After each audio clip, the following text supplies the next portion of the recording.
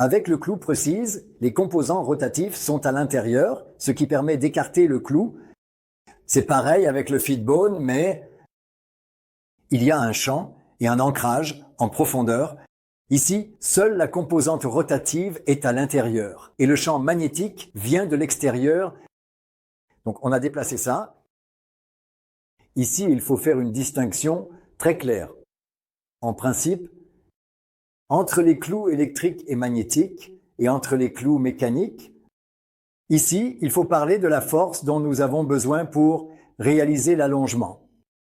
Et la force peut être fournie de l'intérieur, en plaçant des composants électriques en profondeur, ce qui permet finalement de réaliser l'écartement des parties osseuses. Alors, nous sommes extrêmement dépendants de la miniaturisation. Nous n'avons pas de grandes cavités médulaires dans les profondeurs dans lesquelles nous pouvons stocker tout. Les dimensions peuvent accueillir. Malheureusement, ça ne fonctionne pas.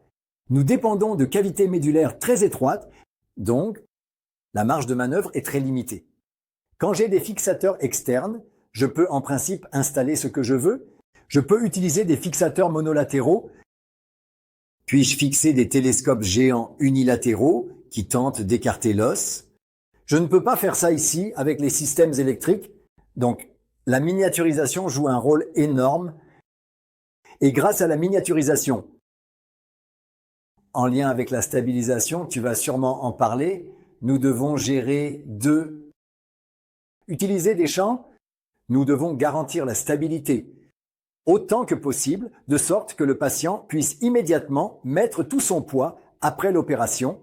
Il ne peut pas sauter avec ça, il ne peut pas courir avec ça, mais il peut marcher avec précision et précaution. Il peut le faire, même sur des kilomètres. Mais, en même temps, nous devons avoir de la force avec ces systèmes internes pour écarter. Et la force ce n'est pas trivial de l'introduire à l'intérieur d'un clou.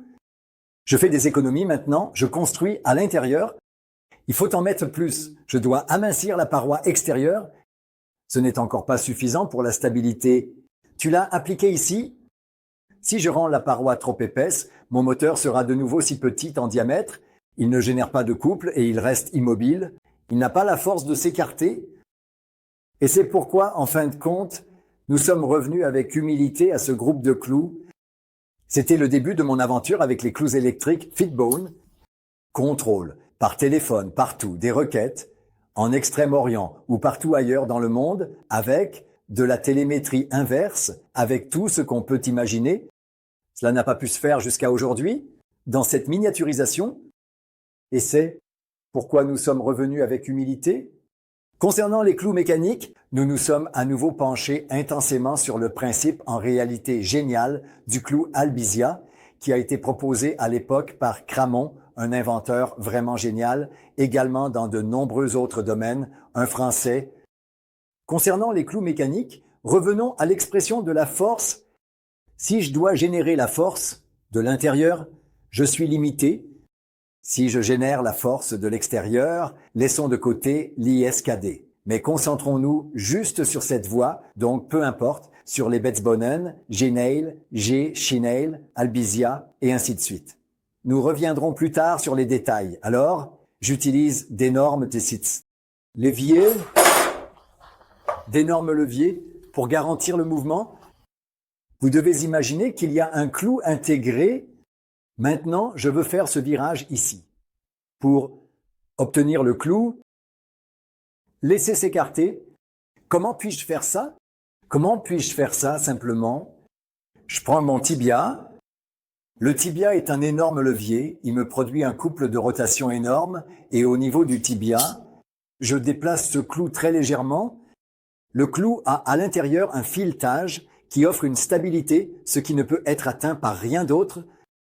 Il s'agit d'un filetage de 8 mitrées, filetage métrique, qui ne peut pas être arrêté de bouger.